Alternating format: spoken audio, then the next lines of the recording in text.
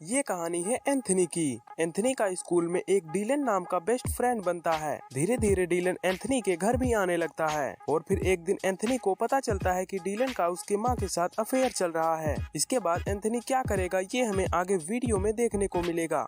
Movie की शुरुआत में हमें मार्क नाम के एक आदमी को दिखाया जाता है जो जॉगिंग कर रहा होता है और तभी उसके सामने से एक और आदमी आता है और वो मार्क को चाकू मारकर उसका मर्डर कर देता है और फिर ये सीन यही कट हो जाता है। जिसके बाद हमें नेक्स्ट सीन में मार्क की वाइफ सैरन को दिखाया जाता है और वो अपने हस्बैंड के मरने से काफी दुखी होती है। सैरन अभी काफी बुरी हालत से गुजर रही है और उसके पिछले कल के अफेयर के बारे में भी सबको पता चल गया है और इसी वजह से उसके रियल एस्टेट के बिजनेस भी कुछ खास नहीं चल रहे हैं। जिसके बाद सैरन सोकर उठती है और फिर जाकर वो अपने बेटे एंथनी को उठाती है क्योंकि आज उसका स्कूल था। एंथनी स्कूल जाने के लिए आज एक्साइटेड नहीं होता, जिसे देखकर सैरन उससे पूछती है कि क्या हुआ, क्या तुम्हें स्कूल में कोई बुली करता है। लेकिन इस बात पर एंथनी इनकार कर देता है। जिसके बाद वो तैयार होकर स्कूल चला जाता है। इसके बाद सैरन से मिलने डिटेक्टिव बार्नेस आते हैं। बार्नेस एक डिटेक्टिव है और अभी वो सैरन के हस्बैंड मार्क के मर्डर केस पर काम कर रहा है और इसी केस का अपडेट देने के लिए वो सैरन से मिलने आया था। दरअसल बार्नेस और सैरन बचपन के ही दोस्त हैं और बार्नेस बचपन से ही सैरन को पसंद करता है, लेकिन अभी तक सैरन ने उसे एक बार भी मौका नहीं दिया। इधर स्कूल में ब्रेंट नाम का एक लड़का एंथनी को स्कूल में बुली करता है,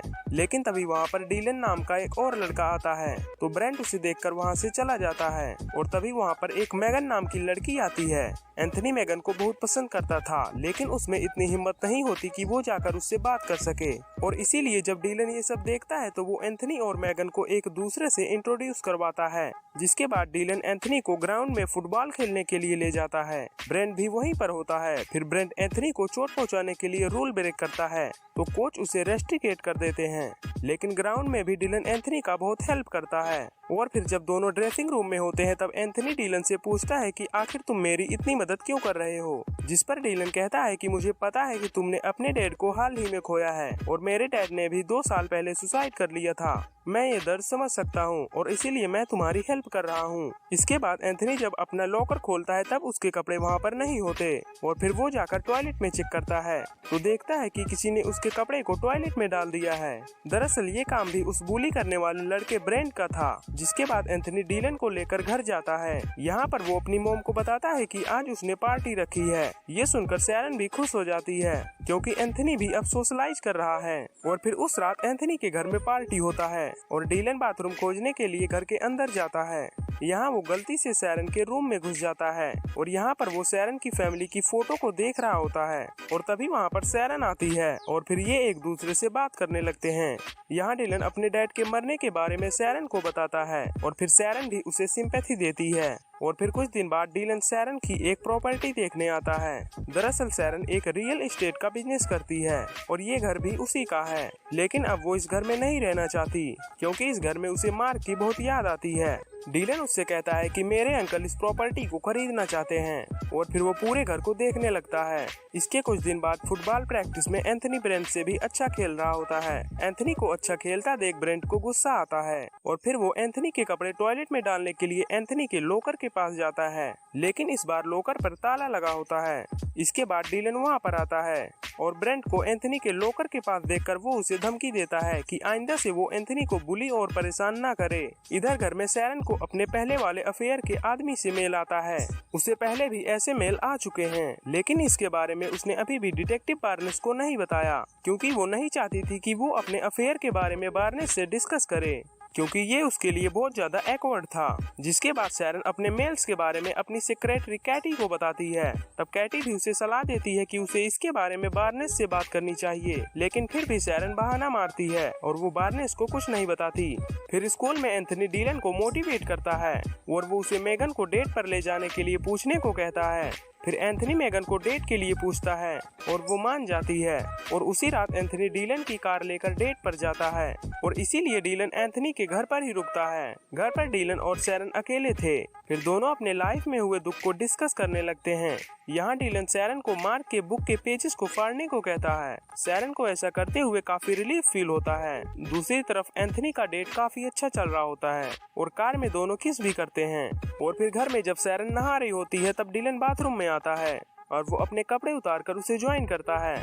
सैरन उसे ऐसा करते देखने लगती है, पर वो उसे मना नहीं कर पाती और यहीं से इनका अफेयर चालू हो जाता है। और फिर थोड़ी देर बाद एंथनी डेट से घर वापस आता है और फिर डीलन अपने घर चला जाता है, जिसके बाद हमें डीलन का घर दिखाया जाता है जो कि बहुत बुरी हालत में होता है। यानी कि जिस तरह से डीलन अपनी लाइफ स्टाइल दूसरों को दिखा रहा था वो सब फेक था। फिर हमें पता चलता है कि जो मेल सैरन को मिल रही थी वो मेल कोई और नहीं बल्कि डीलन ही उसे भेज रहा था। यानी कि अभी तक जो भी कुछ हो रहा है वो कोई इंतफाक नहीं है और डीलन किसी मकसद से एंथनी का दोस्त बना है। कुछ दिन बाद स्कूल में ब्रेंट एंथनी की गर्लफ्रेंड मेगन से कहता है कि डीलन में कुछ तो गड़बड़ है और वो हम लोगों से कुछ छुपा रहा है, लेकिन मेगन उसकी बातों पर यकीन नहीं करती। तो ब्रेंट उससे कहता है कि तुम चाहो तो ऑफिस में जाकर डीलन की फाइल देख सकती हो। दरअसल मेगन की माँ ऑफिस में काम करती है, इसीलिए एक वही थी जो स्टूडेंट्स के रिकॉर्ड को एक्सेस कर सकती थी। और फिर थोड़ी देर बाद ब्रेंट डीलन से मिलता है और उसे कहता है कि मुझे तुम्हारी सच्चाई के बारे में सब पता चल गया है और मैं ये सब सबको बता दूंगा।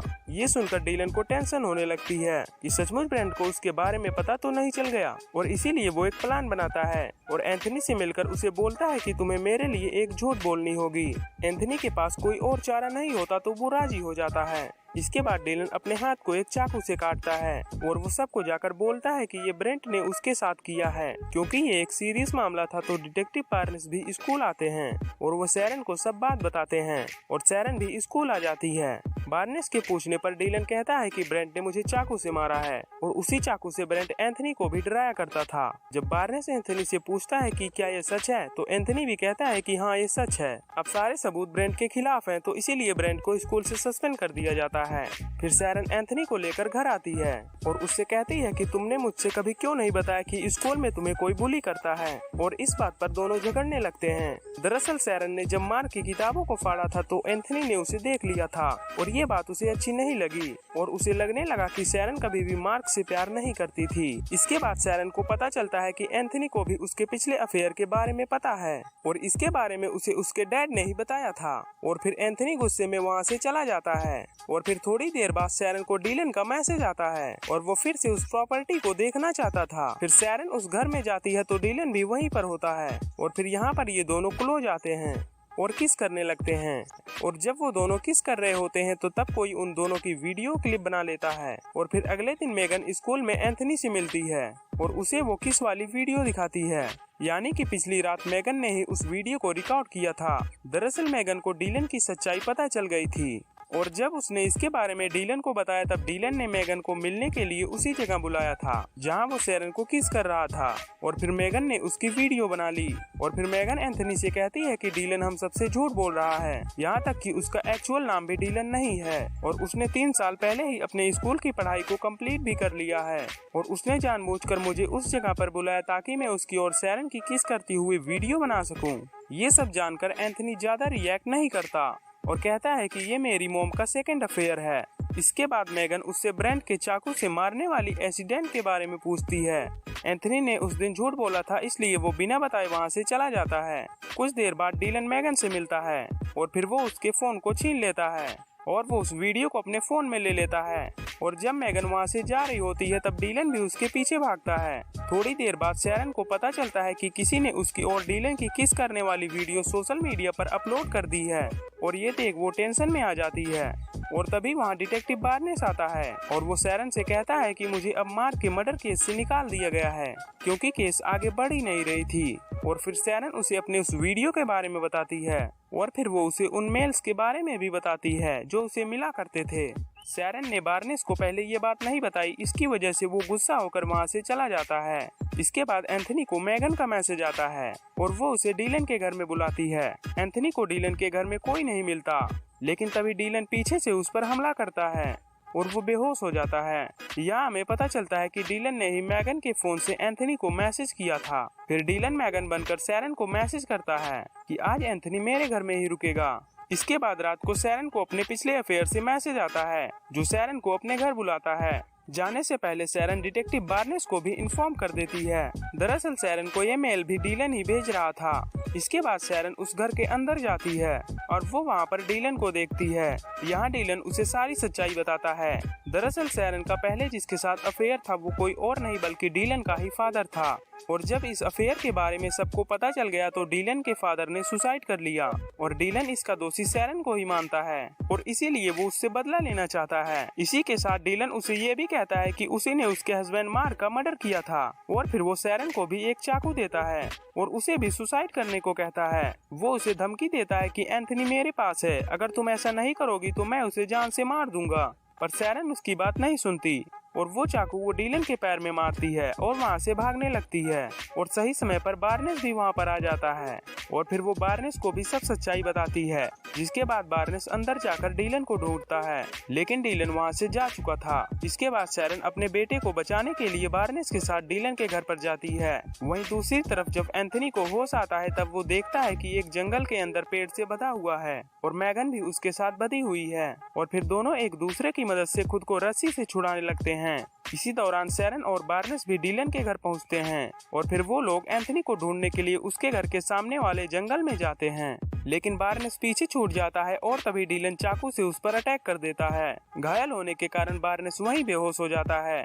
इसके बाद डीलन बार्नेस का गन लेता है और फिर डीलन सैरन के पास जाता है और उस पर गन तान देता है। तभी वहाँ पर एंथनी आता है और वो डीलन को समझाने की कोशिश करता है, लेकिन तभी डीलन पीछे से उस पर अटैक कर देता है। जिसके बाद सैरन फिर से गन उठा लेती है और गन से मार मार कर डीलन को बेहोश कर देती है। और जब वो डीलन को जान से मारने वाली होती है तभी एंथनी उसे रोकता है। इसके बाद सीन यहीं पर कट हो जाता है और फिर हम कुछ समय बाद का सीन देखते हैं जहां सैरन डिटेक्टिव बार्नेस को चांस देने का सोचती है और वो डेट करना शुरू करते हैं। और दूसरी ओर सैरन और एंथनी के बीच के रिश्ते भी ठीक हो जाते हैं और सब खुश रहने लगते हैं। और इसी के साथ ये मूवी एंड हो जाती है। गाइज अब वीडियो को लाइक करना और साथ ही चैनल को सब्सक्राइब कर लेना। मिलते हैं जल्दी ही एक नई वीडियो में, तब तक के लिए अपना ख्याल रखना। Bye bye.